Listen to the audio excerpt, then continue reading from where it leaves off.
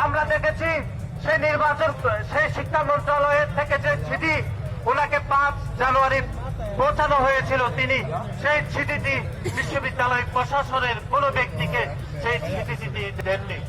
বরং নির্বাচন কমিশন থেকে যখন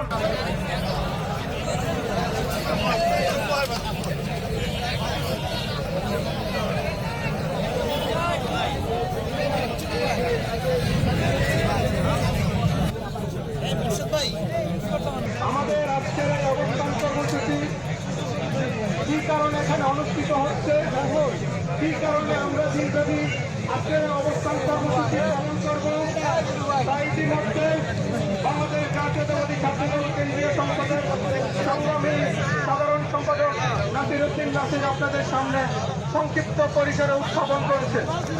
ইতিমধ্যেই আমাদের এই অবস্থান কর্মসূচিকে সফল করার জন্য উপস্থিত হয়েছে বাংলাদেশ জাতীয়তাবাদী কেন্দ্রীয় সংসদের সভাপতি জনাব রাকিবুল ইসলাম রাকিব উপস্থিত হয়েছেন।